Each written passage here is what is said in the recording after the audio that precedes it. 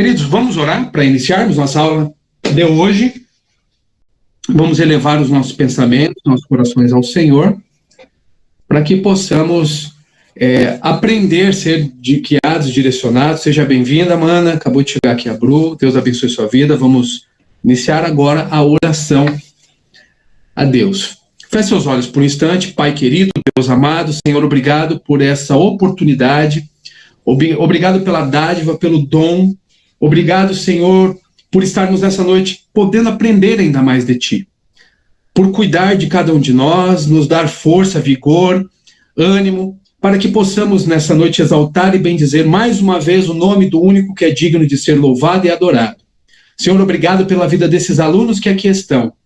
Aqueles que ainda não chegaram, Deus, que eles possam estar também aprendendo, sendo conduzidos, guiados por Ti, e que juntos nessa noite o Teu nome seja exaltado. Senhor, eu quero entregar a vida, Pai, do irmão Luiz, da irmã Lúcia, desses queridos irmãos que estão, Senhor, acometidos de uma gripe, essa gripe forte que está pegando, Senhor, aos nossos amigos, nossos irmãos, que eles possam ter uma recuperação maravilhosa, excelente, que eles possam ter a saúde física restaurada, em nome de Jesus.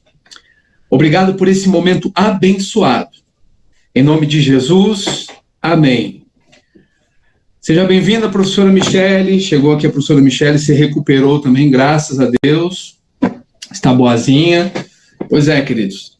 Não está fácil, não. É gripe para todo lado. Professora Michele, quer falar? Dá um oi? Levantou a mãozinha aí, ou é só cumprimentando mesmo?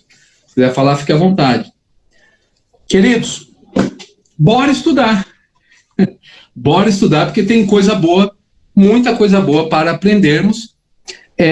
Eu vou pedir para que você já abra sua Bíblia, por favor, no texto de 2 Timóteo, segunda carta a Timóteo, apóstolo Paulo, que escreve ao seu amado discípulo, filho na fé, Timóteo. A Silmaí ainda está por... Ah, tá, a Silmaí está aqui. Firme e forte aí, Sil. Fica firme e forte aí, minha irmã. 2 Timóteo, é o capítulo 3, queridos. 2 Timóteo, capítulo 3. O versículo é o versículo de número 16 e 17. 2 Timóteo, capítulo 3, versículo 16 e 17. A aula de hoje, estudo das Escrituras, o que é a Bíblia, o que é a doutrina das Escrituras. Vamos entender um pouquinho. Aqui nós vamos ter o prelúdio, a introdução, o alicerce, a base e o fundamento para entendermos a construção. A Bíblia não caiu do céu por acaso. Ela não veio assim, já pronta. Mas nós temos toda uma base, uma estrutura para que ela fosse formada. Então, é isso que nós vamos entender, qual é a doutrina das Escrituras. A leitura aqui em 2 Timóteo, capítulo 3, no versículo 16 e 17, diz assim: toda a Escritura é inspirada por Deus e útil para o ensino, para a repreensão, para a correção, para a educação na justiça, a fim de que o homem de Deus seja perfeito e perfeitamente habilitado para toda boa obra. Aqui o apóstolo Paulo ele está falando de quando ele fala toda a Escritura de Deus, ele está se referindo definitivamente àquilo que na íntegra já estava na posse dos discípulos, ou seja, todo o Antigo Testamento. Isso está sendo gravado, minha irmã. O irmão Luiz também está gravando. Eu estou tentando por aqui também, irmão Luiz. A gente fez aqui fizemos uma parceria aí. Obrigado, meu irmão. O apóstolo Paulo, ele está falando a respeito dos manuscritos do Antigo Testamento, os quais eles possuíam, os discípulos possuíam, e partes do Novo Testamento que já eram existentes naquela época, naquele contexto do apóstolo Paulo. Então, em 1 Timóteo, capítulo 5, por exemplo, versículo 18, ele vai citar o Evangelho de Lucas, por exemplo. Ele cita o Evangelho de Lucas, capítulo 10, versículo 7, por exemplo. O apóstolo Pedro, quando ele fala das epístolas de Paulo, ele está se referindo àquilo que já tinha sido, proporcionado, produzido, confeccionado no contexto deles. Então, o Antigo Testamento e também nós temos aí algumas partes do Novo Testamento. É interessante entendermos algo. Quando nós falamos da Bíblia, das Escrituras, nós estamos falando do canon ou canon bíblico, que, pegando ali no original, na linguagem original, na semântica, significa o quê? A medida exata. É a ideia de uma medida correta.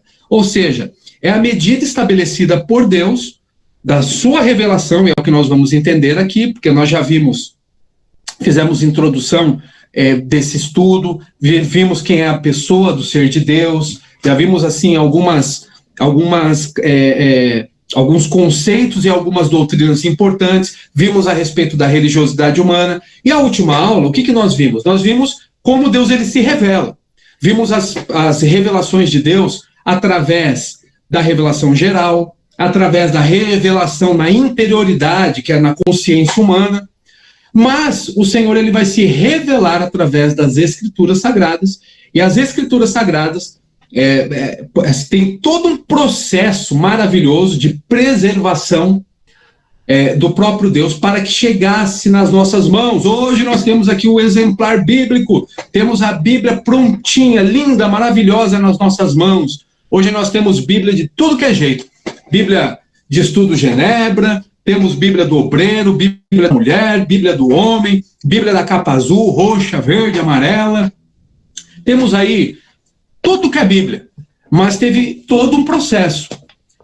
E dentro da própria Bíblia, e Bíblia, biblions, significa um conjunto de livros. É uma biblioteca de livros. Nós temos aqui, por exemplo, 66 livros em uma biblioteca. Esse é o sentido da palavra. Alguns conceitos, algumas palavras, algumas definições você não vai encontrar na Bíblia. Você não vai encontrar escrito a palavra Bíblia na Bíblia. Assim como nós não encontramos a palavra Trindade na Bíblia. Mas nós temos o conceito que estabelece a doutrina e, inclusive, o termo. Então, queridos, a palavra Bíblia, ela tem essa raiz semântica no grego, mas também temos aí, para a nossa língua portuguesa, aquilo que nós temos como base, o latim, por exemplo. Então, é o latim e o grego, que significa livros. Livro, um conjunto de livros. Só uma curiosidade aqui que eu deixei anotado, só para elucidarmos, deixarmos assim, matarmos a curiosidade. A Bíblia, ela foi escrita por 40 autores, num prazo ali de 1.500 anos aproximadamente. Olha que coisa, 40 autores, um período de 1.500 anos, nós temos na Bíblia. Eu coloquei no finalzinho do material de vocês, eu já deixei ele aqui bem legalzinho, bem prontinho. Eu não consegui ler o que a irmã Simanha escreveu, pois daqui a pouco eu vejo, minha irmã. Pode falar, Sil. Pode falar, levantou a mãozinha ali, pode falar. Não, você está falando da Bíblia e a quantidade de Bíblia que nós temos e traduções e versões, e eu escrevi lá que agora Satanás está usando os dele aí no meio do parlamento aí para querer apagar alguns versículos ou versículos que os afrontam, né? Então eu estava pensando que isso era algum fake news, mas tá quente isso lá no meio deles, né? Que o Senhor tem misericórdia, né? Vamos segurar nossas Bíblias, né? Pois ou fazermos como o livro de Eli, né? No filme Livro de Eli, começar a memorizar e guardar na nossa mente, no nosso coração, porque nós vamos, possivelmente aí, vamos passar por um período bem complicado, bem difícil. Algo que a gente sabe, né, meus irmãos, que biblicamente falando aconteceria. E a irmã Vivi respondeu ali. Eu não estou conseguindo, hoje eu não estou com as duas telas, tá? Eu só estou com a tela do celular, então está muito pequenininho. Então, se vocês quiserem falar, levanta a mão, pode dar um oi aqui, tá? Fiquem tranquilos aí. E um ajudando o outro, igual vocês estão fazendo. Pergunta e responde. Muito bom. É isso aí. Bênção de Deus. Bom, essa perseguição que está ocorrendo, e algo assim que nós já esperávamos no Brasil, a respeito dessas leis que eles querem estabelecer para nos proibir recortar a nossa Bíblia, essa regulamentação é algo que já acontece na China, em outros países, e a tendência é só piorar. Tomara que não passe, né? Mas se passar, o que vai acontecer? Provavelmente, aqueles que são mais teimosos, e eu me incluo nesse meio da teimosia e dos teimosos, vão sofrer. Então, já estou me preparando, não só psicologicamente, né, mas preciso me preparar fisicamente, porque talvez até a nossa liberdade vai ser cerceada. Então, espero eu ter coragem de pregar o que eu prego, enquanto eu tenho na liberdade. Será que eu tenho a mesma coragem quando estiver estreito? Então, espero que eu tenha a mesma coragem de pregar a verdade sem recuar, né? Só peço para os irmãos ajudar a esposa, me ajuda, cuida da minha esposa, só cuida dela, só porque nós não vamos recuar, de jeito nenhum, não podemos. Aquela live que eu fiz, que alguns de vocês participaram com o padre, é algo que não vai poder acontecer. Da forma que nós falamos ali, as coisas que nós falamos, o conteúdo, se for regulamentada essa PL, essa lei, já vai cair, os nossos conteúdos vão cair. Eles vão querer, sim, cercear a nossa liberdade de expressão. Já era esperado, queridos. Faz parte, inclusive, daquilo que a Bíblia já apontava, né? Que aconteceria. Mas vamos estudar, vamos nos fortalecer, vamos buscar ao Senhor a todos os dias. Bom, mais algumas curiosidades aqui. Eu deixei no final do material as línguas originais. Então, nós temos a Bíblia com as línguas originais dela. Nós temos o hebraico. Não é o hebraico que nós temos hoje, moderno, é um hebraico que, inclusive, não tinha nem vogal. E o aramaico, que são línguas semíticas, da mesma raiz, da mesma família semítica. E nós temos o grego koiné, que não é nem o bizantino, nem o clássico, nem o grego moderno. Nós temos o grego koiné, que é o grego daquele contexto do Novo Testamento. Era, naquele período, uma espécie de um inglês que nós temos hoje, uma língua universal, uma língua muito disseminada. Era mais ou menos essa a ideia. Bom, temos aí, então, as 3 línguas originais. Inclusive, o professor Bruno, a partir do próximo mês, eu conheci um professor muito bom e piedoso, um jovem rapaz, assim, mas muito bom, e eu vou estudar com ele. Eu gostei muito da metodologia dele. Eu vou estudar com ele uma vez por semana o grego koiné. Ele dá aula de grego, de latim. Ele também dá aula. Seja bem-vinda, querida Flávia, Deus abençoe, minha amiga, minha irmã, abençoada de Jesus. Muito bom que você veio, chegou. Começamos, ainda estou na introdução aqui. Nós vamos estudar hoje a doutrina das Escrituras, a doutrina da Bíblia, o que é a Bíblia. Muito bom, a revelação bíblica. E quem tiver interesse, esse professor se chama Samuel. Ele dá aula de latim, ele dá aula de grego koiné, que é o grego bíblico, e dá aula também do hebraico bíblico, tá? Ele é muito bom, um menino muito bom. Ele é assim de formação reformada, um menino, mas é muito bom, muito piedoso, estudioso, vale muito a pena. E ele também, assim... Samuel é de São José dos Campos, ele? Ele é daí mesmo? Eu não sei, minha irmã. Eu acho... Não é daqui. Eu não sei de onde que ele é. Amanhã eu vou ter uma reuniãozinha com ele. Mas é de São José dos Campos? É o quê? É o quê, Paulo? Ah. É ele mesmo. É ele mesmo. Eu até vou brincar com ele amanhã. Eu vou perguntar se ele ele tem aí uma descendência árabe. Ele parece um árabe mesmo, assim. Ele lembra muito um muçulmano, assim, um árabe. Será que é o mesmo Samuel que eu estou falando? Eu acho que é ele que dá aula ele dá aula de teologia.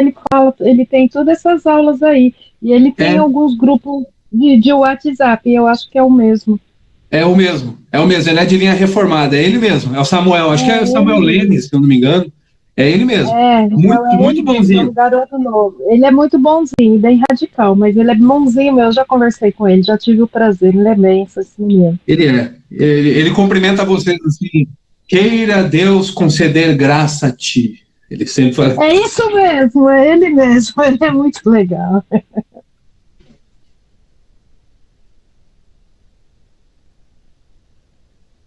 É esse mesmo. Queridos, a Bíblia ela tem a divisão em duas partes, tá? A divisão dela é em Antigo Testamento e Novo Testamento. São duas partes aí que você vai encontrar esses dois testamentos, sendo, né, a mensagem central da Bíblia. Tem uma pessoa que é a pessoa principal da Bíblia. É o próprio Deus, é o próprio Cristo, obviamente. Então, o personagem principal, biblicamente falando, é o próprio Deus. Um curto resumo, vocês já sabem, o resumo que nós temos da Bíblia, a mensagem central é criação, queda, redenção e consumação. Então nós vamos, inclusive, nesses estudos aqui, o próximo estudo, por exemplo, vai ser a doutrina da criação, por exemplo, ou a doutrina do homem depois, doutrina do pecado. Então nós temos aí o quê? Nós temos essa centralidade, né, toda na Bíblia. A mensagem central é criação, queda, redenção e consumação. Acredito que essas são algumas informações básicas, e eu já quero entrar aqui com vocês no material que eu vou, inclusive, enviar para vocês, e eu vou enviar uma tarefa que vai ser o seguinte. A tarefa que eu vou enviar, já se prepare, que eu vou mandar no formato de Word para vocês, tá? Eu vou mandar no formato de Word. Eu vou fazer algumas perguntinhas ali, fiquem tranquilos, tá? Mas algumas perguntas, ele vai enviar para o professor, e daí nós vamos fazer o seguinte. A última aula nós falamos a respeito do ser de Deus, a doutrina de Deus. Então nós vamos fazer um link você vai responder algumas questões relacionadas à última aula, junto com o conteúdo dessa aula de hoje, tá?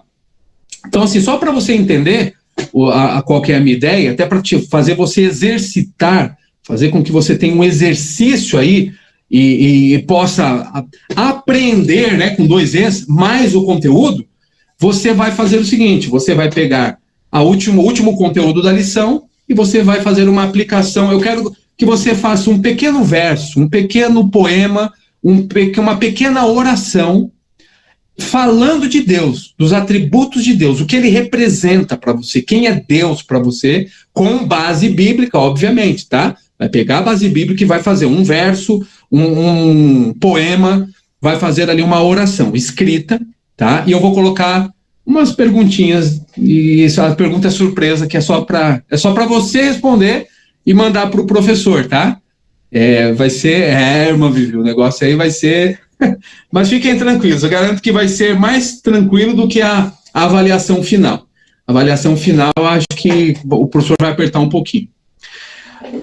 Queridos, a Bíblia, ela é sem dúvida nenhuma uma das maiores riquezas que a humanidade tem. Embora ela sempre foi perseguida. Para vocês terem ideia, no ano de 303 depois de Cristo, um imperador chamado Diocleciano, ele decretou, estabeleceu um decreto para que todos os manuscritos que pudessem existir fossem eliminados, fossem queimados e destruídos. A Bíblia sempre foi perseguida.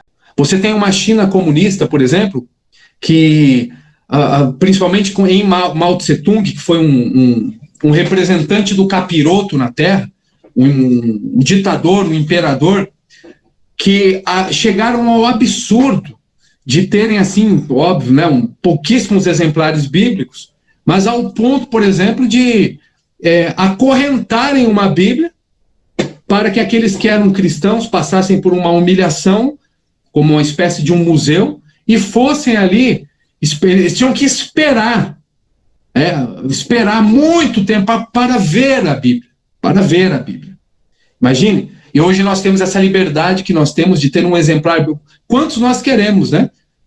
Professor, aqui eu ganho Bíblias aqui para doação, tem Bíblias aqui para tudo que é gosto. E existe pessoas, cristãos, irmãos, nesse exato momento, que não podem andar sequer com o exemplar nas mãos. Nesse momento, hoje ainda, existe. É só olharmos para os nossos irmãos da Nigéria.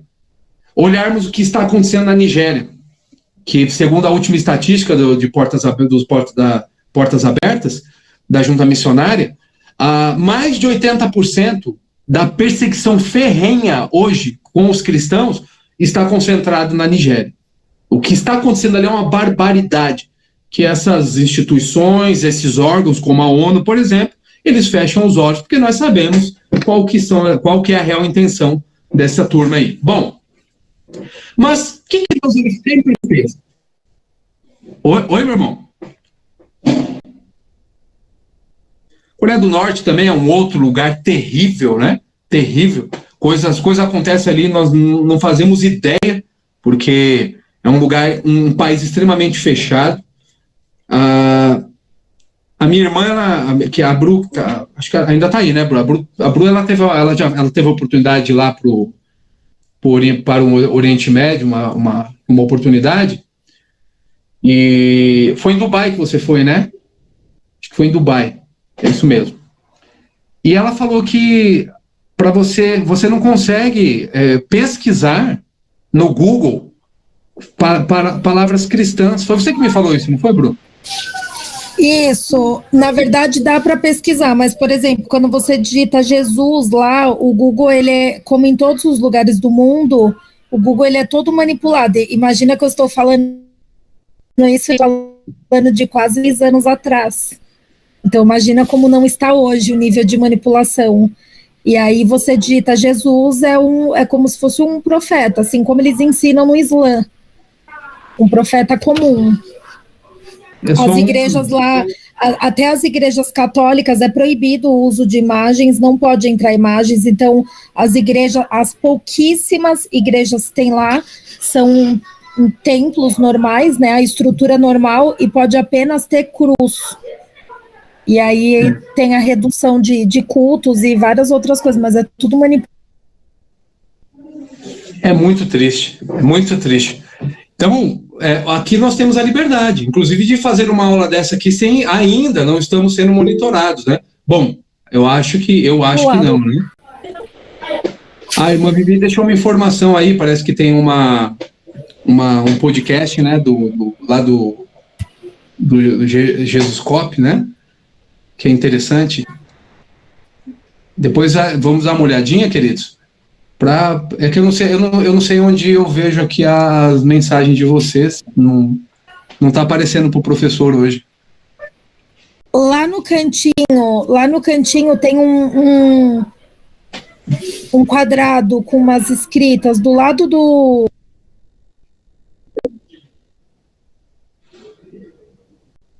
Aqui, apareceu, professor. Tá, maravilha.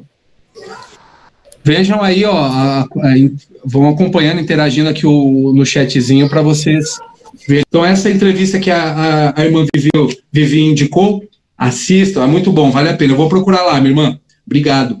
Inclusive, porque fala justamente o que você falou, professor, que vamos precisar ser fortes, né? Aí ela conta o testemunho de um que ela conheceu lá, de um cristão que estava pregando lá, e aí eles iam batendo nele, quebraram os dentes da boca dele todo, e ele não podia cuspir, ele tinha ou engoliu o dente, o sangue, e ele lá, né, ficando forte, até o ponto que ele falou: Jesus, eu não aguento mais. Meu Deus. Assim, nossa, é uma coisa de louco mesmo. É muito forte mesmo. Deus tenha misericórdia, porque a gente precisa daquilo que os reformadores, né, eles tinham um lema, que é justamente a respeito dessa questão das escrituras. Sola Scriptura, somente as escrituras. E isso daqui é algo que nós levamos e vamos entender agora, assim como ocorreu na própria a base que ocorreu lá com os reformadores, na Reforma Protestante. Nós afirmamos, sim, que a Bíblia é a autoridade da vida do cristão, da nossa vida. A Bíblia é uma autoridade mesmo, porque é a revelação do próprio Deus. E aí a primeira coisa que eu quero ver com vocês, nessa tradição cristã que nós temos, e nessa confecção que ocorre pela revelação de Deus, e Deus ele vai inspirar homens, né, os autores bíblicos, nós já vamos entender o que significa inspirar, a inspiração bíblica, nós temos a autoridade das Escrituras. Então, nós temos Por que é autoridade? Primeiro, ela é autoridade, as Escrituras é autoridade, porque é a revelação de Deus escrita para os homens, para os seres humanos.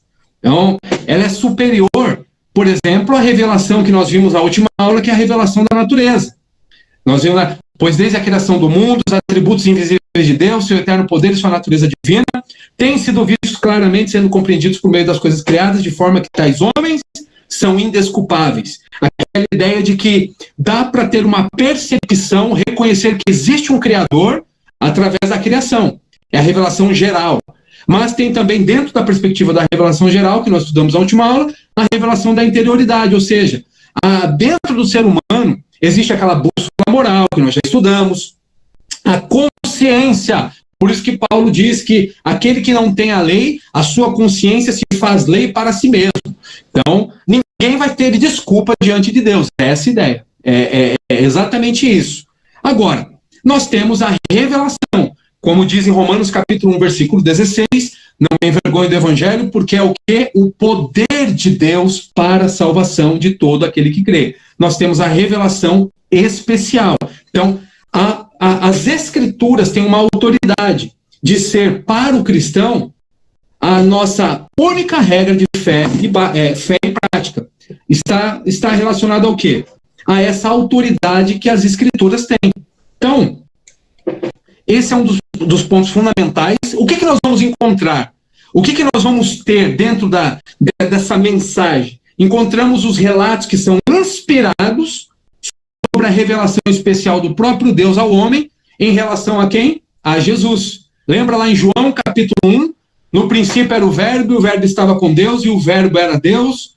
Todas as coisas foram feitas por meio dele, sem ele nada do que foi feito se fez. É lá no versículo 14 diz o quê? Do Evangelho de João, capítulo 1, e o Verbo se fez carne e habitou entre nós. O Verbo tabernaculou, o próprio Deus encarnou. Deus desceu dos céus. Deus, ele habita, né, conosco. Queridos, essa é a mensagem, faz parte, né, da centralidade das Escrituras. É por isso que quando... vamos dar uma olhadinha comigo, me acompanhe. Lucas capítulo 19, no versículo 10. Aqui é aquela passagem bem conhecida, passagem de Zaqueu. Lucas capítulo 19. E aqui, no finalzinho dessa passagem de Zaqueu, dessa conversão, lá no versículo 10 diz assim, Lucas 19, 10. Porque o Filho do Homem veio buscar e salvar quem? O perdido. Então, aqui é o próprio Jesus em resposta àqueles que estavam criticando, né, o próprio Cristo em se hospedar, né, na casa de um pecador, no caso de Zaqueu. O Filho do Homem veio buscar e salvar a quem? O perdido. Em outras palavras, ele está falando o quê? A respeito da conversão de Zaqueu, que foi um cumprimento do exato propósito da vinda de Cristo ao mundo. Então, essa é uma dos princípios fundamentais das Escrituras. Falar a respeito disso. Na revelação, quando nós falamos da autoridade, é nesse sentido. Então, a mensagem central do Evangelho. Agora, tem mais um aspecto aí interessante. As Escrituras Sagradas, elas são inspiradas por Deus. Mas o que significa isso? A inspiração é o quê? É a operação divina do próprio Deus. O próprio Deus influenciando, trabalhando na volição, na mente, no coração, para que os escritores bíblicos eles tivessem ali a possibilidade, através de uma capacitação de receber a mensagem vinda do próprio Deus. Eles recebem essa mensagem, foram movidos ao quê? A registrar essa mensagem de forma exata, com exatidão. É essa a ideia. A inspiração, ela é de extrema importância para quê? Para que não ocorra erros, para que eles não cometam nenhuma omissão. A Bíblia, queridos, tem algumas aparentes, já vou falar disso, né? Aparentes contradições, mas a Bíblia não tem erro nenhum. A Bíblia é a própria palavra de Deus. Por isso que nós temos aí o conceito de que a Bíblia ela é a autoridade divina, e ela também é uma autoridade, além de autoridade divina, ela é infalível. Por quê? A transferência da mensagem que Deus ele proporcionou para os autores é exatamente aquilo que Deus queria revelar. Então não tem erro nas escrituras. Eu tenho aqui, por exemplo, o livro de Mórmon.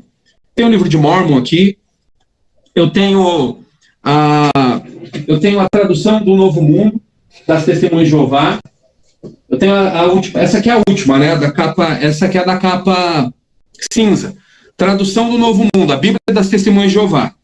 Eu tenho o Alcorão, acho que eu já mostrei para vocês. Tenho o Alcorão em português, tenho o Alcorão aqui na língua, no árabe mesmo. Eu tenho o livro de Mórmon. Eu tenho até o meu primeiro exemplar aqui do livro de Mórmon. Esse aqui foi um dos primeiros, né? Tem o livro de Mórmon aqui. Olha o que está escrito na capa aqui, queridos. O livro de Mórmon, outro testamento de Jesus Cristo.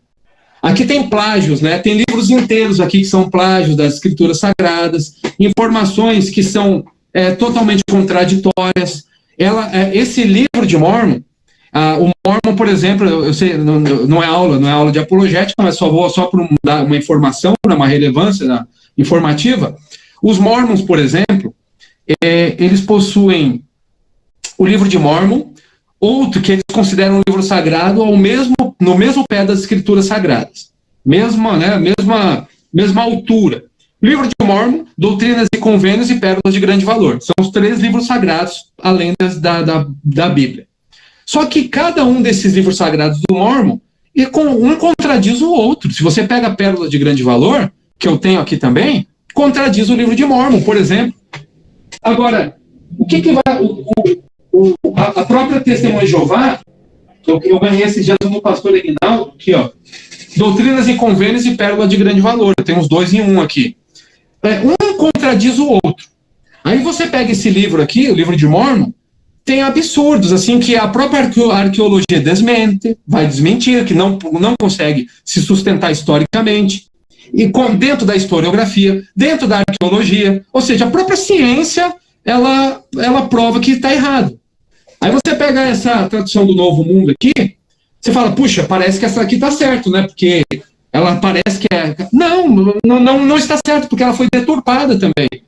Eles mexeram já no primeiro capítulo, eles já mexeram. Eles mexeram por quê? Porque eles não acreditam, por exemplo, na doutrina da Trindade, por exemplo. Aí lá no primeiro capítulo de Gênesis, no versículo 2, eles colocaram assim, ó. No princípio, Deus criou os céus e a terra era vazia e deserta, e havia escuridão sobre as águas profundas, até aqui está certo. Mas é onde eles mexeram. E a força ativa de Deus movia-se sobre as águas. Aqui, na verdade, é o quê? É o Espírito de Deus se movia sobre as águas. Por que eles colocaram força ativa? Porque eles não acreditam na doutrina da Trindade, que o Espírito Santo é uma pessoa. E eles falam que existe só uma energia, como uma energia impessoal, por exemplo, igual uma luz. É um absurdo isso. Agora, a Bíblia Sagrada, que você tem aí nas suas mãos, esses escritos sagrados, não tem deturpação, como eles fizeram nessa Bíblia, por exemplo. Isso é um crime, né? Que não tem nenhum órgão para fiscalizar isso que eles fizeram, porque é um crime você mexer num documento antigo, como a Bíblia, e deturpar. E eles deturparam no original. Por isso, graças a Deus ele deu aí condições para que os homens e as mulheres estudassem as línguas originais para pegar na mentira, né? Pegar esses erros aí absurdos. Agora, a palavra de Deus, ela é inspirada, sim. Ela é inspirada. O próprio Deus, ele fez o quê? Ele fez... É isso aí, meu irmão, anátema. Tem um anátema de Deus. Nós já vamos falar dele já. O próprio Deus fez o quê? Ele inspirou os autores para que não ocorressem erros. Podem ter aí, queridos, aparentes contradições, mas não tem erro. Não existe erro. Olha só que abra sua Bíblia em 1 Coríntios 2. 1 Coríntios do capítulo 2, versículo 13. Vamos lá. 1 Coríntios, capítulo 2, versículo 13.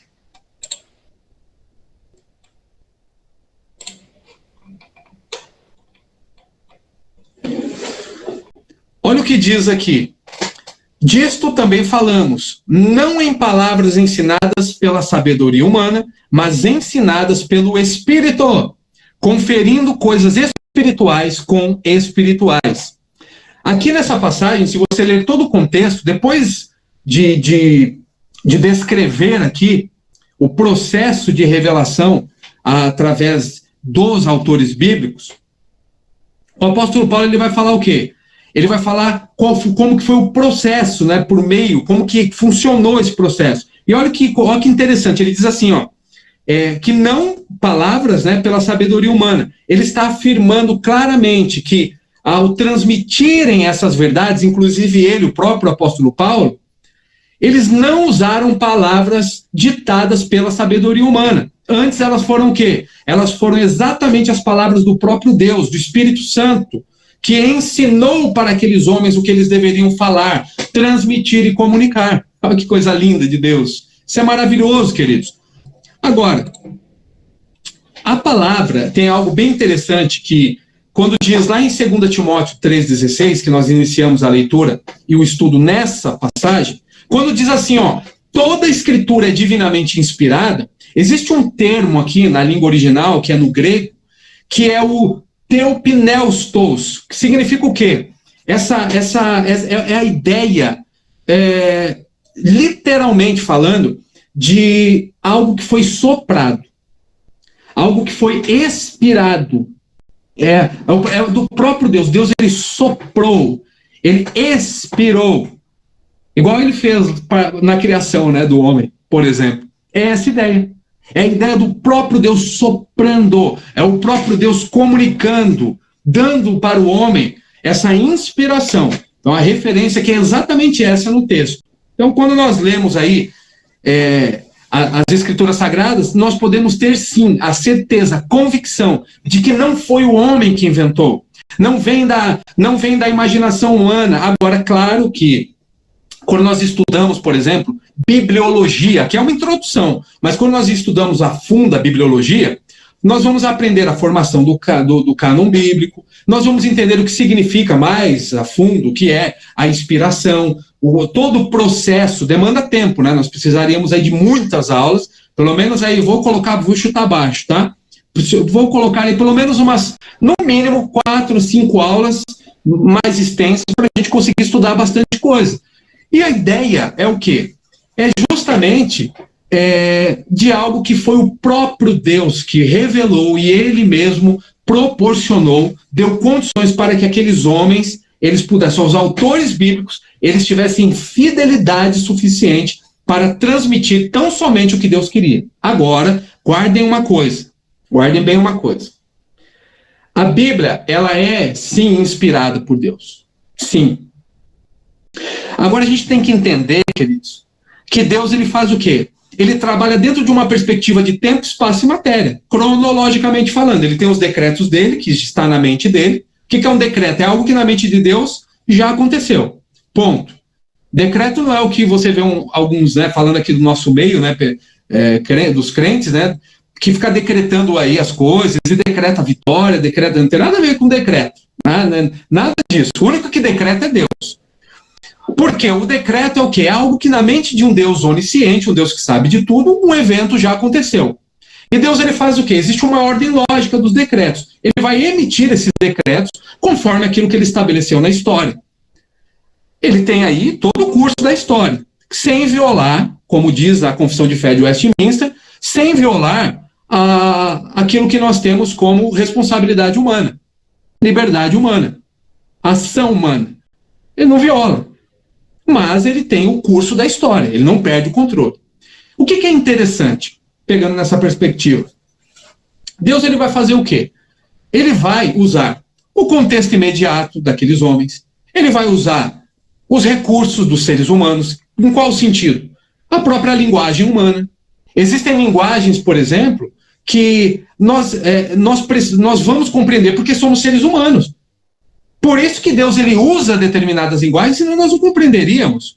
E ele vai falar de forma didática. Inclusive até de maneira de forma lúdica, né, como no Antigo Testamento. Através de símbolos, através de tipologia. O que é tipologia? É um modelo, é um arquétipo de algo que aconteceria.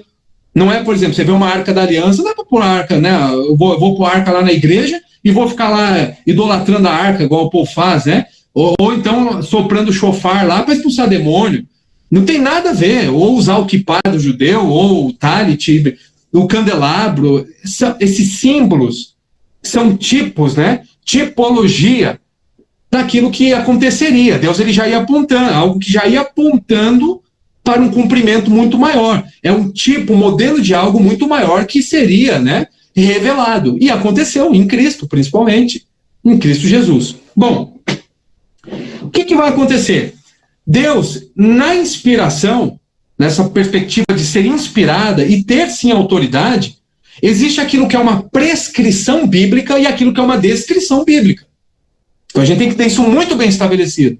Por exemplo, o que é uma prescrição?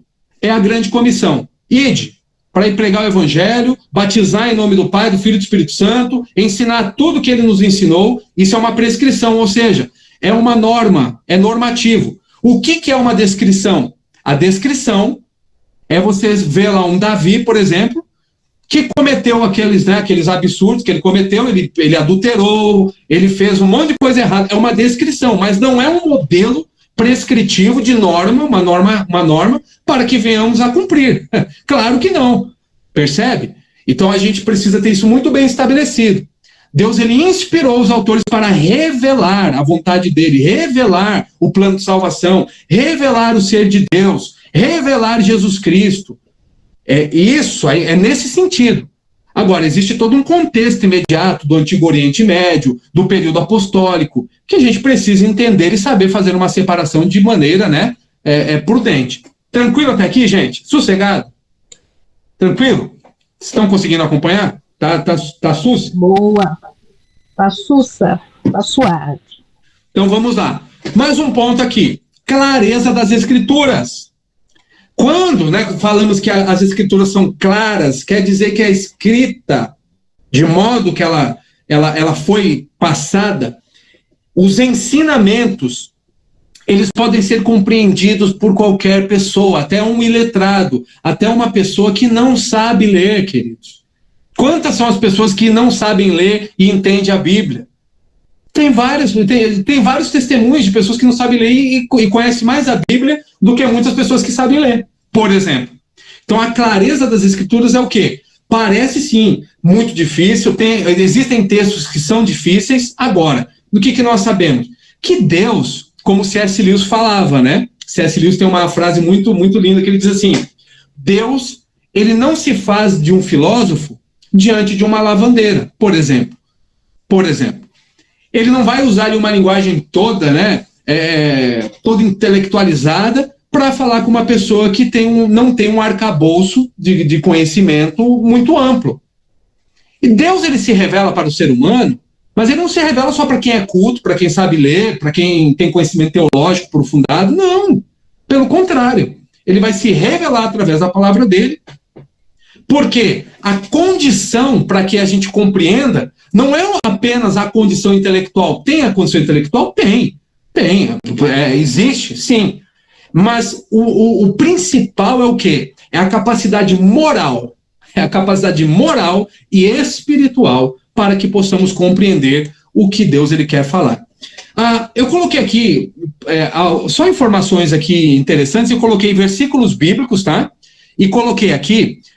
eu deixei assim, ó, esse vai no material para vocês. A Bíblia se opõe a certos conceitos filosóficos do mundo e os refuta. Eu coloquei alguns só. Então eu coloquei aqui, ateísmo. Então nós vamos ter a Bíblia fazendo esse trabalho de defesa apologético. Lá em Salmos 14, versículo 1, diz o tolo em seu coração, não há Deus, o cético, né? Não há Deus. Já deixa bem claro, o tolo que ele está falando ali é um ateu, né? O ateísmo, o prefixo a de negação, e o teísmo, que é Deus, não há Deus, não existe Deus.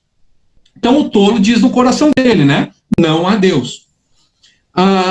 Eu coloquei outras passagens bíblicas também. O politeísmo, que é aquela ideia de que tudo é Deus, que existem vários deuses, como a própria crença do hinduísmo, por exemplo. O hinduísmo acredita que existem mais de 150 milhões de deuses, por exemplo, né? Mais de 150 milhões. Haja deuses aí para escolher. Tem mais deuses do que da Grécia Antiga. Eu coloquei aqui também para vocês aquilo que a Bíblia refuta, o materialismo, no sentido de ter o coração, como fala em Mateus capítulo 6, né? Aonde estiver o seu tesouro, ali também estará o seu coração. Ou seja, o materialismo no sentido de ter mamon, as riquezas como um Deus. Não há problema em ter uma condição financeira boa, o problema é ser servo do dinheiro e não ser o dinheiro servo, né, do cristão. Não pode inverter. Lá em Efésios fala a respeito disso, né? Se eu não me engano, é em Efésios que fala que o problema é o amor ao dinheiro. O amor ao dinheiro é o grande problema. A Bíblia também refuta o panteísmo, que vai dizer que tudo é Deus, por exemplo. Não, queridos, não é tudo. Não é o pé de chuchu, não é Deus. A árvore não é Deus. O cachorrinho não é Deus. Deus, ele é o criador de tudo, mas ele não é tudo. Ele é um Deus imanente, opera no meio da criação, mas ele transcende a criação. Coloquei aqui também a matéria, né, a eternidade da matéria, ou seja, aquela ideia que tudo é matéria em movimento, que a matéria ela existe desde toda a eternidade, tirando a ideia de que existe um Deus que criou todas as coisas. Isso é um argumento do cientificismo, um argumento muito ruim, cientificamente falando.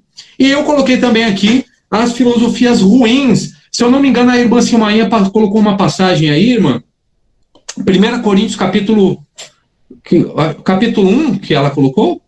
1 Coríntios capítulo 1, foi isso ou o capítulo 2? Se vocês puderem me passar aí. É o 1 mesmo, o 1 Coríntios, que você estava falando que Deus não se revela somente para os cultos ou somente para determinados grupos de pessoas com seu intelecto, né, elevado. E 1 Coríntios 1:26 fala isso. É isso. No 22 desse capítulo diz assim, ó, porque tanto os judeus pedem sinais, como os gregos buscam sabedoria. Então, o que Paulo está refutando aqui? Os judeus, eles queriam sinais, né? Prova, então, que eu quero sinais aí, que esse daí, de fato, como fizeram com Cristo, né? Tentaram fazer. Eles estavam dispostos a crer se eles estivessem ali, vissem os milagres, né? Essas coisas não acontecem hoje em dia, não, tá? Não existe pessoas que só vão nas igrejas para tentar milagre, né? E também não tem igreja que vende isso, né? Venha, busque seu milagre, agora, é hoje, né? Essas coisas não acontecem, não. Vou até falar baixinho, porque acontece aí de vez em quando umas igrejas aí, mas é bem difícil, né? Imagina, só ligar o televisor que nós vamos ver, né? E quando ele fala a respeito dos gregos, ele está dizendo o quê? Em contrapartida àquela ideia que o grego tinha da idolatria da razão. Eles idolatravam a sabedoria, né? Eles acreditavam que a sabedoria poderia, a razão era a instrumentalização. Na verdade, eles faziam de um Deus, porque eles eram pagãos, eram inteligentes, mas eles acreditavam, eu não sou contra a filosofia, mas existem filosofias ruins. E aí, pegando, né, essa passagem que a Silmainha falou, irmãos, reparai, pois, na vossa vocação, visto que não foram chamados muitos sábios segundo a carne, nem muitos poderosos, nem muitos de nobre nascimento. E não é verdade? Então, é assim que funciona.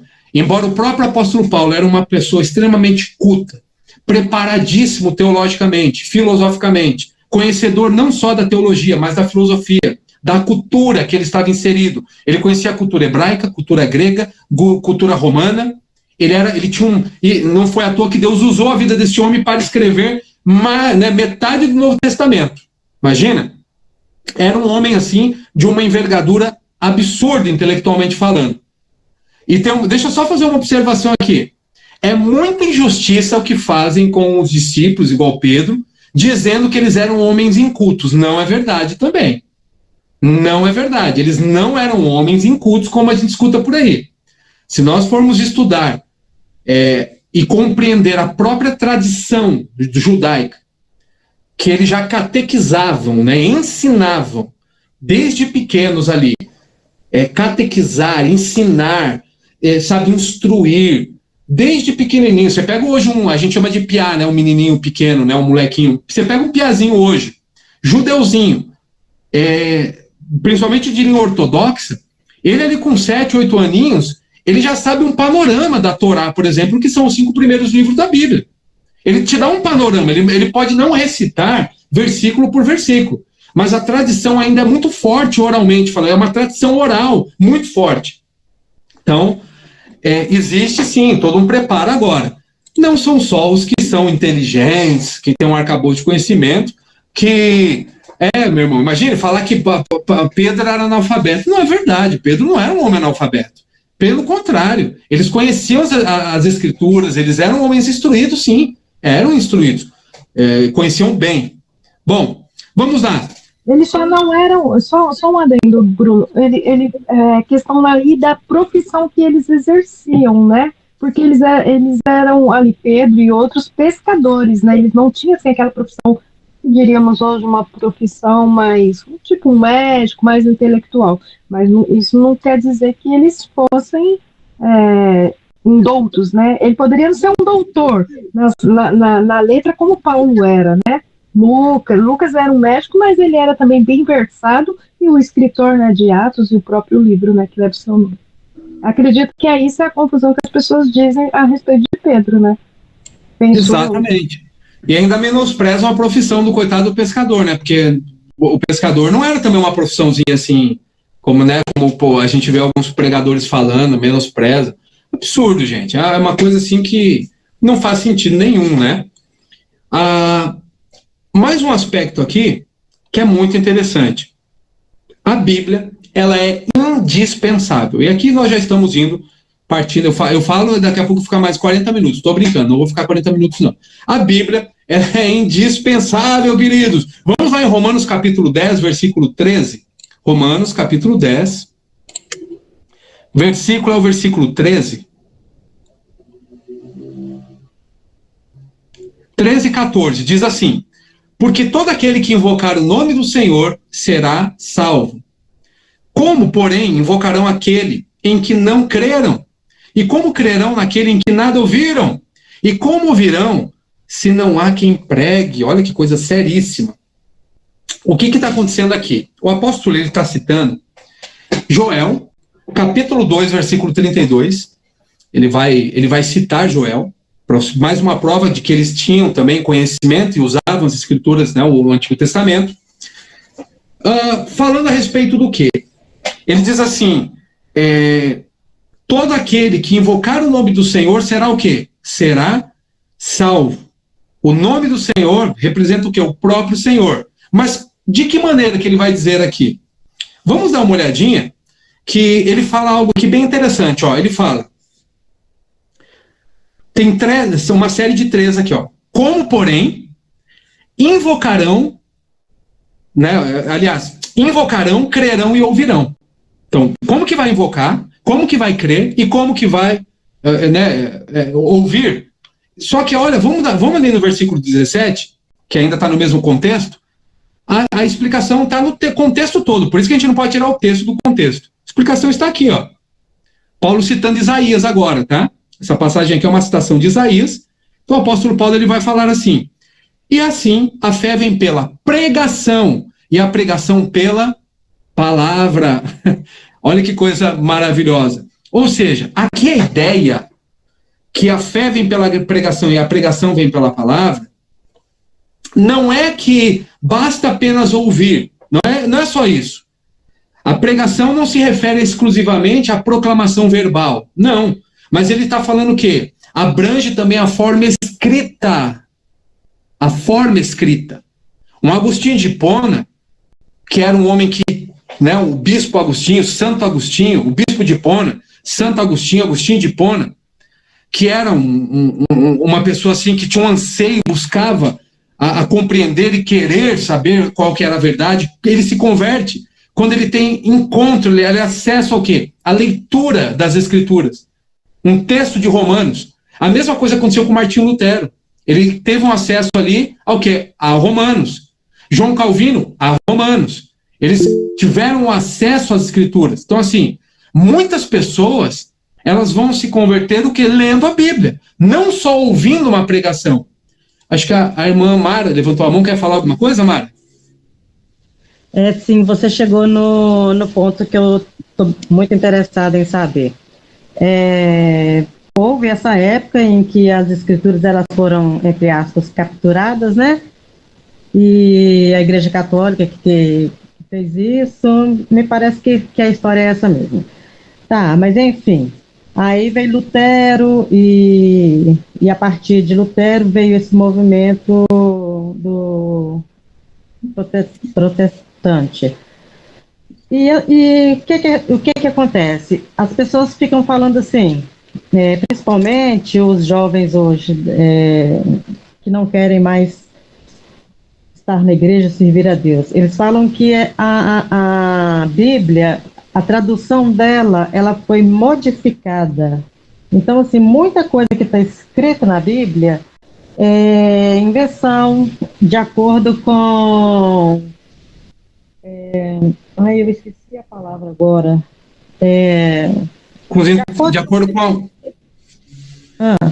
De acordo com os interesses do homem. Isso. E aí, como que eu faço? Como que eu falo a respeito disso? Bom, vamos lá. Vamos. Justiça tem que ser feita e tem que ser falada. Para começar, assim, existiram alguns concílios na história. O que é concílio? Concílio é uma assembleia na qual vai ocorrer ali um estabelecimento das doutrinas, que são as doutrinas corretas, as doutrinas que vão ser mantidas, né? Esses concílios, o primeiro concílio que nós temos, ele começa lá em Atos capítulo 15, que vai ser no próprio contexto apostólico. Esse é um papinho, né? É uma conversa furada, irmã Mara e os demais irmãos, de que alguns falam de forma injusta dos católicos, dizendo que foi o catolicismo que modificou a Bíblia. Mentira, eu tenho a Bíblia católica aqui.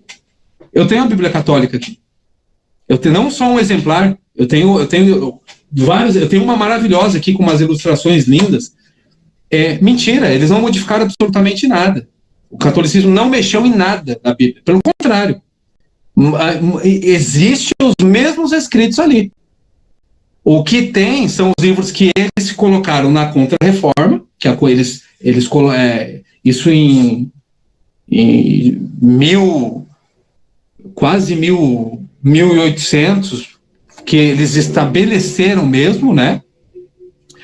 Para o catolicismo, Roberto, eles creem sim que são livros inspirados, né? No catolicismo eles creem que são os livros inspirados. Eles colocaram na Contra-Reforma. O que é a Contra-Reforma? Foi uma resposta que o catolicismo deu para a reforma protestante. Agora, essa ideia de que ou o catolicismo modificou, e depois aí dizem que foram os protestantes, igual dizem outra coisa que tem que ser justa, né? A gente tem que ser justo e falar. O próprio acusação que falam que Martinho Lutero queimou o livro de Tiago, não é verdade. Ele não aceitou a princípio o livro, mas quando ele traduziu a Bíblia para a língua, né, alemã, para o alemão, ele fez o quê? Ele deixou por último, mas ele não queimou o livro. Tanto é que o livro existe até hoje, tá aí está nas nossas Bíblias. Então, o que acontece, irmã Mara e os demais irmãos? Deus, a Bíblia, ela tem essa integridade até hoje. Não foi nem os protestantes, nem os católicos modificaram absolutamente nada. Pelo contrário. Ninguém modificou e mexeu em absolutamente nada. E a prova que nós temos é a própria história. Na verdade, foi assim: existiu uma seleção dos livros que são inspirados, e essa seleção, a própria Escritura, ela providenciou, né, de se manter. Por quê? Porque é o próprio Deus segurando, mantendo a história. Mantendo o quê? Aqueles escritos que são inspirados. Aí você tem, por exemplo, alguns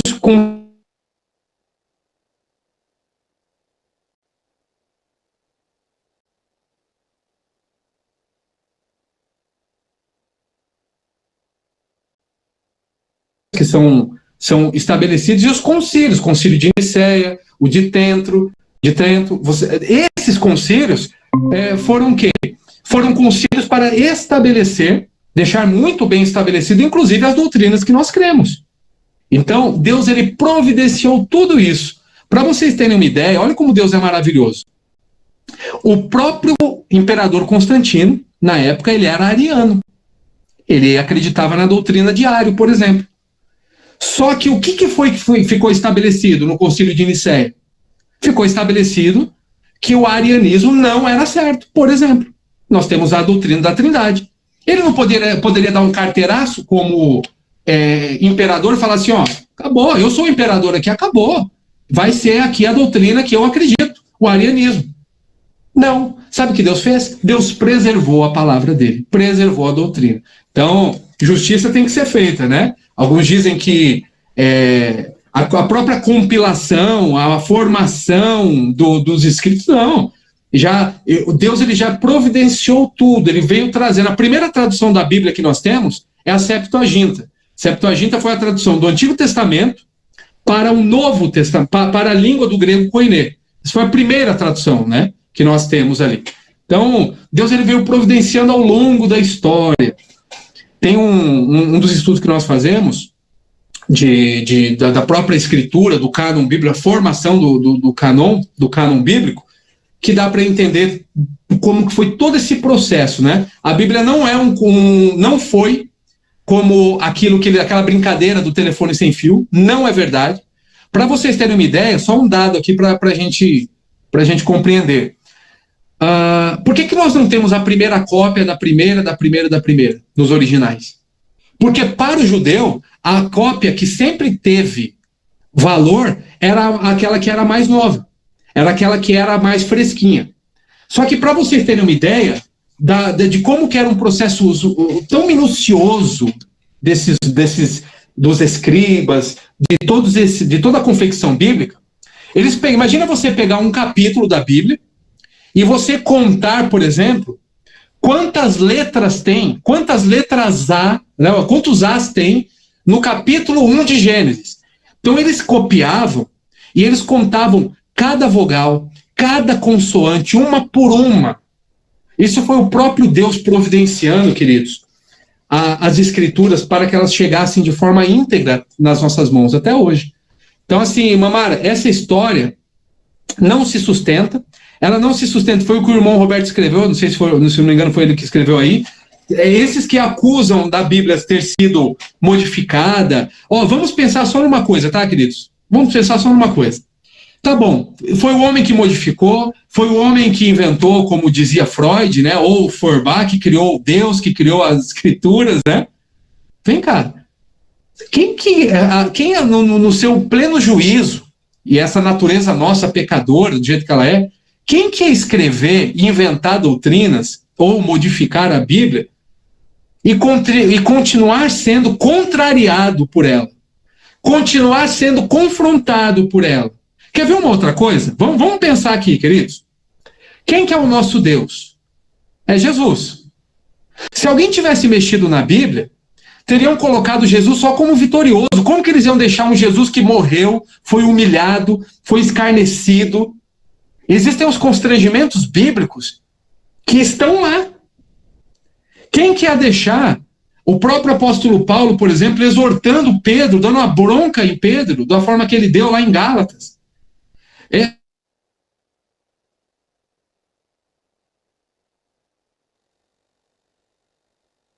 Então, eles eram extremamente, né, uma cultura machista. Quem quer deixar o testemunho de uma mulher sendo a primeira testemunha a respeito da ressurreição de Cristo? Teriam modificado tudo isso. Mas vocês percebem o quê? Que Deus ele preservou a palavra dele. Deus é bom, Deus é maravilhoso. A Bíblia não é machista, a Bíblia não é misógina, a Bíblia valoriza as mulheres. Tudo aquilo que as ideologias falam, a Bíblia ela faz, né?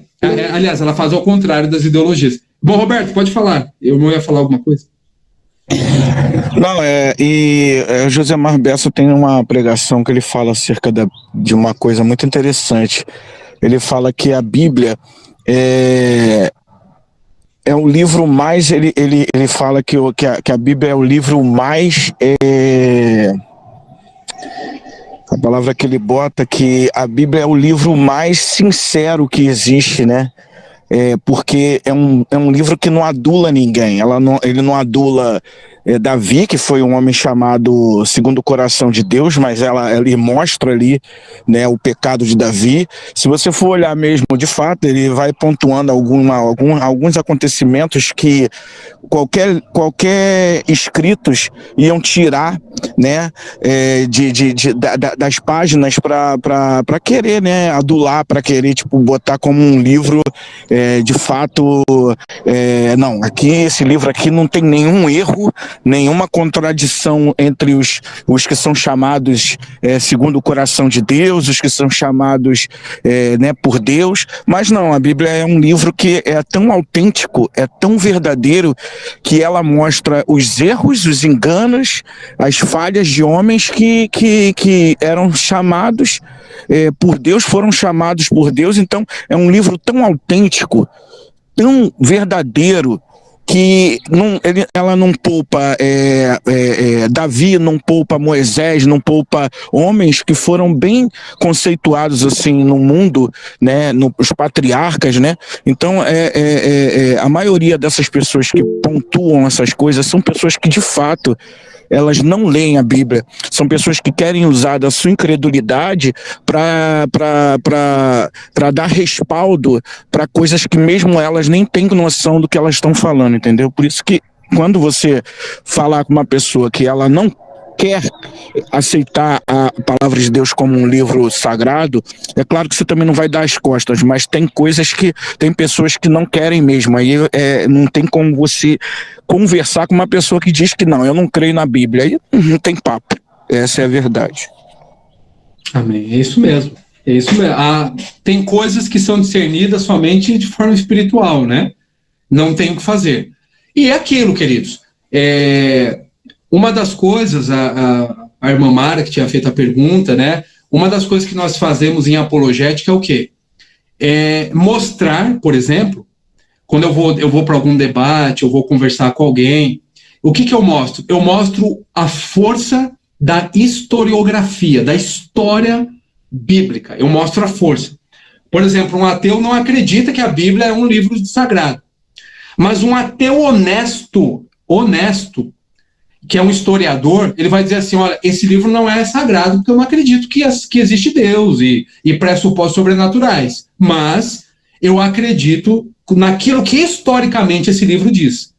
E a Bíblia, ela se sustenta na ciência, na história. Você tem aí a própria arqueologia provando a cada dia aquilo que a Bíblia já falou, então vale muito a pena ela. E por que isso acontece? E aí é o último ponto, porque ela é suficiente. O conteúdo dela é suficiente para cumprir os propósitos de Deus para a vida dos seus filhos. É por isso que nós devemos rejeitar o quê? Novas revelações. Não precisamos de revelações extras. Nós temos o quê? Nós temos já a própria Escritura. Olha só o que diz em Gálatas, capítulo 1, versículo 8 e 9. Mas ainda que nós mesmos, ou um anjo do céu, vos anuncie um outro evangelho, além desse que vos tem anunciado, que seja o quê? Que seja anátema. Paulo está dizendo assim, ó, pode vir um anjo e pregar um outro evangelho, vocês não podem aceitar, que seja amaldiçoado. Aí você tem um livro de Mórmon aqui dizendo, ó, o outro testamento de Jesus Cristo. O outro testamento de Jesus Cristo. Percebe? É muito sério isso, é muito sério. Porque a revelação de Deus ele já nos proporcionou na palavra dele. Lá em Apocalipse, capítulo 22, versículo 18 e 19, vai dizer algo muito sério mesmo a respeito disso. Apocalipse, lá no finalzinho, último capítulo da Bíblia, tá? Eu não gosto de ler, professor, nunca li Apocalipse. Não tenha medo de ler Apocalipse. É muito bom. Olha o que diz aqui, queridos. Versículo 18. Eu, a todo aquele que ouve as palavras da profecia deste livro, testifico. Se alguém lhes fizer qualquer acréscimo, Deus lhe acrescentará os flagelos escritos nesse livro. E, se alguém tirar qualquer coisa das palavras do livro, desta profecia, Deus tirará a sua parte da árvore da vida, da cidade santa e das coisas que se acham escritas neste livro. claro, ele está dizendo aqui, quem fizer qualquer acréscimo ao livro de Apocalipse, por exemplo, tem um contexto imediato, sofrerá ali os flagelos, mas a gente precisa entender o quê? Uma vez que nós temos aí o livro de Apocalipse entrelaçado, entretecido com o quê? Com as Escrituras. Então, isso daqui se refere a toda a Escritura Sagrada. Não é só o livro de Apocalipse, como alguns dizem, né? Não. Então, é muito sério isso. É muito sério mesmo. E, por último, aquela passagem tão mencionada, né, por as pessoas, mas tão mal interpretada, que é Oséias capítulo 4, versículo 6, o meu povo perece por falta do quê? De conhecimento. Tá. O povo perece, sofre. Mas a falta de conhecimento ali é porque o sacerdote, aquele que tinha que anunciar a palavra, ele que estava em negligência. O profeta estava ruim, o profeta estava ruim ali, né? Essa passagem aqui, ela aponta muito mais para um líder, para o pastor, para o pregador, para aqueles que estão ensinando. Meus queridos, porque o povo perece por falta do conhecimento, quando daquele que era para ensinar, ele é negligente, ou ele ensina, né, ele distorce, ele deturpa as Escrituras. Por isso que nós temos que valorizar a Bíblia. A Bíblia, ela tem a própria doutrina estabelecida pelo próprio Deus, a sã doutrina. A Bíblia traz para nós o quê? Aquilo que Deus quis nos entregar, aquilo que Ele quis dar para o seu povo, aquilo que Ele nos revelou. Então isso é maravilhoso, isso é belíssimo, isso é o próprio Deus que nos proporcionou, Ele nos deu essa possibilidade. Você tá com a sua Bíblia aí? Vocês estão com a Bíblia de vocês aí perto de vocês? Então, olha só, nós não colocamos poder num objeto. A Bíblia é um livro. Qual o poder? É o poder que há na mensagem bíblica. Guardem uma coisa, a Bíblia, ela não contém a palavra de Deus, como dizem os teólogos liberais. Ela é a palavra de Deus. Ela não contém, porque essa de contém a palavra de Deus, eles recortam, eles querem atualizar as Escrituras, igual é de René Kivitz, igual o Ricardo Gondim, igual o Ariovaldo Ramos, igual o Caio Fábio, e todos esses hereges da teologia liberal e marxistas e do evangelho progressista. Não, a Bíblia é a palavra de Deus. E nós temos aqui, hoje, a possibilidade de valorizarmos, de amarmos aí aquilo que foi revelado por Deus para nós. Valorize as Escrituras, ame a sua Bíblia, mas no sentido do quê? De ganhar tempo lendo as Escrituras, se debruçar diante das Escrituras, valorizar aquilo que nós temos aqui nas nossas mãos. Existem irmãos agora, nesse momento, que o sonho deles seria ter um exemplar da Bíblia, um exemplar, mas eles não têm. Isso é muito triste, isso é muito doído. Pode falar, irmão Luiz.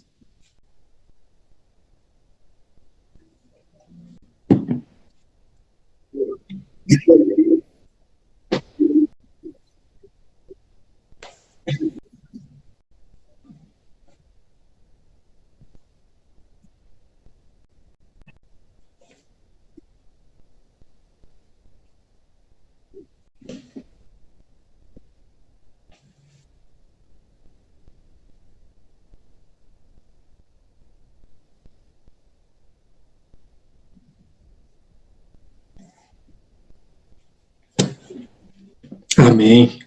Amém. É isso.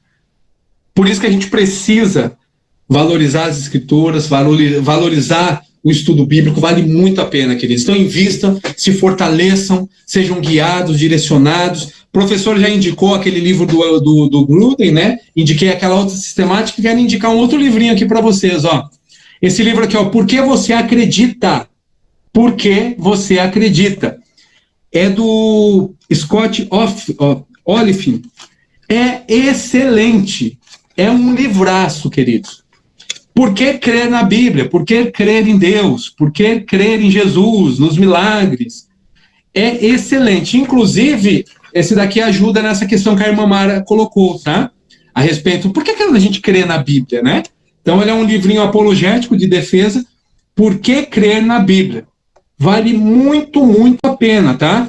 Irmão Luiz, chegou a gravar, tá gravando aí, o meu tá gravando aqui, não sei se vai ficar bom, mas o do irmão Luiz também está gravando. Vamos ter aí, então, a aula gravada.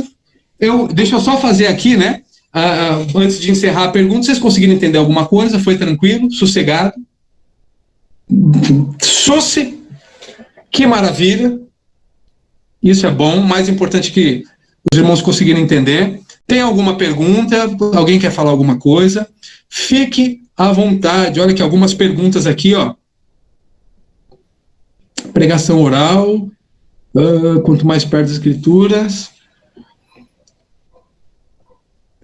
Eu vou mandar a foto da capa lá no grupo do livro, tá bom? Aqui, olha só aqui, olha que interessante. A Jéssica perguntou se nós teremos curso de escatologia, Jéssica, é isso? Nós vamos ter uma das aulas, que é a aula de escatologia, tá? Mas eu pretendo aí lançar um curso de escatologia. Pretendo sim, ensinando os pontos aí. O povo é muito... Ô povo curioso, né? Jesus Cristo. O povo que gosta de polêmica, tô para ver, esses abençoados aí, gosta. Mas é bom, a gente precisa da escatologia para... Eu não gosto de polêmica, não. Eu não gosto de polêmica, não. Silmainho, olha... Você é crente. Padre, tem que trazer o padre para cá, para aula, cara. Você deu uma arrochadinha no padre. O padre é uma gracinha, mas que você deu uma arrochadinha dele. Eu achei. Não, o padre Miguel é meu amigo, ele é muito legal, gostei muito dele. Ele não é um ecumênico, ele é muito sério, ele tem um posicionamento muito firme, sabe? É que ele estava só entrevistando ali. Ele é firme, vocês não têm ideia de como ele é. Olha, mas é um homem de Deus, viu? Um homem de Deus, é muito gente boa mesmo, abençoado. Padre Miguel é um cara, assim, eu gosto de um parceiro mesmo. Ele está quase se convertendo. Minha irmã, eu vou falar uma coisa para a irmã. O Padre Miguel é um homem de Deus, muito sério, viu? Muito sério mesmo. Ali eu tenho certeza que... E assim...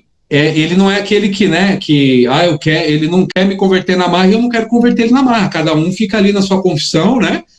É muito interessante, assim, um amigo que eu ganhei, que Deus me proporcionou, que eu não imaginei que eu teria, assim, tão cedo, né? Gostei muito dele. E estamos, inclusive, num projeto juntos aqui em relação... Temos as nossas divergências teológicas, temos as divergências teológicas, mas é muito saudável, é algo bem saudável.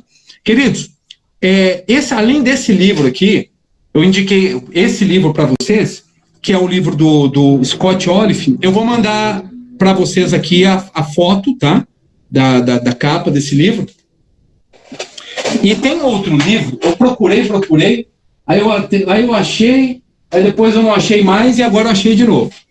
Esse livro é um livro básico, ele está super em conta, ele é do John MacArthur, Como Estudar a Bíblia. Como Estudar a Bíblia. Eu vou mandar a foto desses dois livros agora no grupo, porque esse daqui também é muito interessante para uma das perguntas que eu vou enviar para você, tá? Aí eu vou enviar para vocês uma das perguntas. Agora, eu acredito que eu acho que eu tenho os dois em PDF. Eu vou disponibilizar para vocês, vou enviar lá no grupo os dois livros. Acho que eu tenho. Esse é o mesmo, irmão. É esse mesmo. Como Estudar a Bíblia, é muito bom. Esse livrinho é muito bom. Só porque você tem um livro aí igual do prof, aí você já fica aí, todo dividindo. Aqui eu tô na seca em Portugal, porque eu entrei na Amazon, a Amazon daqui é ímpia, tudo aqui é ímpio. A Shopee não tem nenhum livro cristão, não tem nada. E o que tem, e quando acha, é escrito hispânico, é inglês, e eu não entendo nada. Aqui em Lisboa tem uma livraria fiel que é boa e ela ainda não foi lá, mas tem vários livros bons lá também. Ele tá falando em Lisboa, mas eu tô no Porto. Não tem. E ele nem compra e nem me dá de presente também. É assim também. Quer morar mal e quer ficar reclamando. Pelo amor de Deus. Olha, vocês estão hoje esses alunos estão muito mal criados. O professor vai ter que dar uma advertência e mandar para os pais de vocês aí o recado. Fazer igual eu faço na E a escolinha. Vivi só fica rindo. Pode pôr a Vivi também de castigo, que a Vivi só fica rindo aí, só zoando aí, olha lá, ó. Vou mandar recado. Vocês estão demais. Depois daqueles memes lá, eu já vou ver quem mandou os memes. Não adianta apagar lá no que eu vou saber quem foi. O professor vai colocar de disciplina. Queridos, vou enviar para vocês aí até para ajudar a irmã Silmainha, né, os irmãos que estão fora do Brasil. Eu vou enviar para vocês o PDF desses livros, tá? Eu acredito que eu tenho dos dois. Se eu não tiver, eu dou um jeito. Aqui eu consigo pegar. Eu baixo ele aqui e dou um jeito, tá?